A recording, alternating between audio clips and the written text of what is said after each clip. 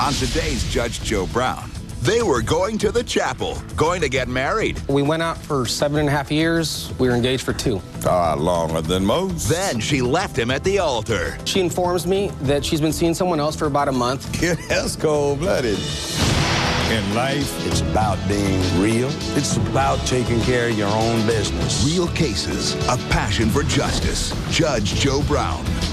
In the courtroom today, he says his wife-to-be turned runaway bride, and she took the engagement ring with her. Real estate broker Aaron Losness says his ex-fiance won't return the engagement ring. Defendant Allison Lee says she took the ring because she paid for it. Now, here's Judge Joe Brown. Let's say you're suing the defendant for your contribution to the cost of an engagement ring. You say she called the wedding off 10 days before it was to occur and advised you that she had started seeing someone else. Is that right? That's correct. And how long had you been acquainted with the defendant? We went out for 7.5 years. We lived together for 6. We worked together for 6. We were engaged for 2. Longer than most. Right. We get 2 weeks, 3 days, a month, you know. The whole thing started over this check for $4,600 that I gave her dad for an engagement ring. The reason why I gave it to them is because her parents knew wholesale jewelers. She was very particular with the type of ring she wanted. She's a princess. She wanted the princess cut. She wanted the platinum, everything done to her specifications. So the ring took 8 months to make. Here's a copy of the check for the ring. 8 months later, her mother hands me the ring. Lots of energy, I see. Now that it's constructed, we're at a restaurant where we worked at. There's 10 people there, family and friends. I see the ring. I have probably for about 2 minutes, and then I get on one knee and I propose to her. And I have pictures of me proposing to her as well. From there, that was in January. Then 10 days before the wedding, just like you had said, she informs me that she's been seeing someone else for about a month and breaks it off. I have a copy of the wedding license, too. She tells me that she's been seeing this other person, and, Your Honor, I did not see this coming at all. Just 2 hours before she told me, she went and bought the flower girl's dress. Not to mention, the only indication I might have seen was that 2 months earlier, she said we should stop having sex until the wedding day. Making it special. This has nothing to do with whether I owe you money for the ring or not. I'm just trying to lay the groundwork with what I'm dealing with. Our sexual life have anything to do with whether I owe him money? It's apparently, like, excuse me, hold on. Let me give you a piece of advisement as to a thing that the court has in mind. Historically, if the bride backs out of it or the groom has good cause to back out of it, the item is returned to the groom. So, now, let's get into that. I heard somebody out there got caught in that situation. Now, let's get back to this. I see, reading this, that the bride has, in fact, the ring, right? Right. Well, and what you want is what you put into the ring. Right. Not a penny more. Not one penny more. It's $4,600 you say you put down. Right, I have that check that I wrote from my mother and I's joint account. It had nothing to do with her money. That was payment for the ring.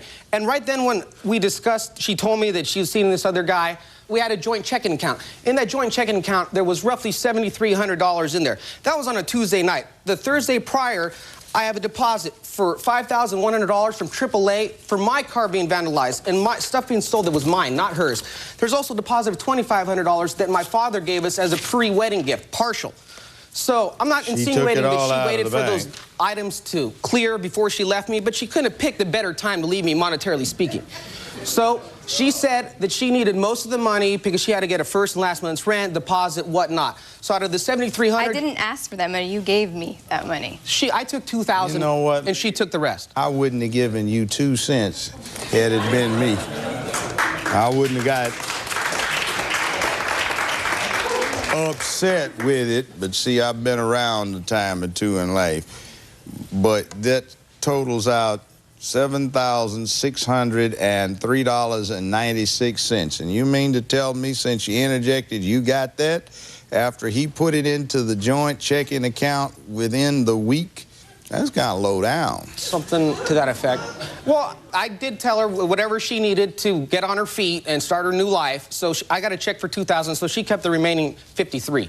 At this point, we could not decide over the wedding ring. She got $5,300 out of this. And I'm not asking for any of that money. I'm not trying to recoup it. I'm just trying to show that my intentions from the beginning were sincere to have this matter settled as peacefully as possible. You two weren't married. No, but it was in a joint checking account. No. It's not your money. What you did is commingled funds, because his proof is that the money came to him from a settlement. That's his money. You had no legal title to it because you weren't married. Keep going. What else happened to you? Well, at that point, we couldn't arrive at a decision about the ring, so I had to spend $200, hop in a plane, fly up to Washington, where her parents live, because at this point they were now in the possession of the ring and they were intending to sell it. And I wanted to make sure that part of those proceeds were coming to me. Oh, let's fast forward. Is it or is it not the fact, as you say in your complaint, that they said upon sale of the ring they would give you some of the proceeds from that sale? That is indeed the fact. Did you in fact receive any proceeds from any sale of the ring? Not one penny. I don't even know if it's sold. All right, what's your defense? I purchased the ring with the help of my mother. Here's the evidence. Okay. Appraisal of the ring. Oh, this is, my mother wrote a check to the jeweler for $4,600. Okay. And then Aaron wrote a check to my mother for $4,600 to pay her back. Yes. And she put up some of her jewelry to finance the ring. Correct, because the ring is worth a lot more than $4,600. Who has the ring right now? Yes, I have the ring. Okay. Now, has it been sold or do you have it? No, it has not been sold. It was trying to be sold, but it did not sell. So we decided to keep it because it has sentimental value to us. What is that? My mother turned in $10,000, as you can see, worth of her jewelry to get me that ring. And you have it? Correct. So are you going to use it on the new boyfriend with another engagement? I have not decided what I'm going to do with it. Oh, well, since he paid up $4,600, he has an equitable interest of $4,600. He paid from his mother's account $4,600. It doesn't make any difference where he paid it from. I then took out a loan for $5,000 to pay Aaron's mom back the money that she put up for the ring. That actually wasn't money to put up for the ring. That money was to repay a loan, apparently, taken out for her benefit from your parents. You want to bring your mother up here and let's see if she can explain the convoluted transactions and stuff that went on? Come on up, ma'am. You're the mother, right? Yes. You put up some jewelry, right? Yes, I put up an emerald ring and a wedding band that I had had. And it all totaled out to be that $4,600 was still owed. He did pay that money. And he did come to visit me, it's true, in Seattle. How do we get to including all of the rest of these transactions that are only peripheral and associated with the entirety, the circumstances? In other words, the $5,000 that came in from his mother and payments she made back on behalf of his mother, what's that got to do with this? I am unaware of what that has to do with anything. All I know is that Aaron did give me $4,600. I saw that the check was written on an account that was a joint account between his mother and him. I felt like I was paid. I found out also 10 days before the wedding was to happen. She told you. I was just as surprised as Aaron.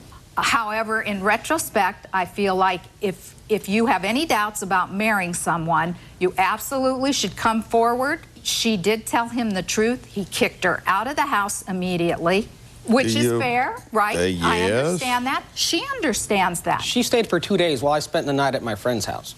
She talked to her boyfriend for 4 hours on the phone the night I left. That's cold-blooded. We'll be right back with Judge Joe Brown.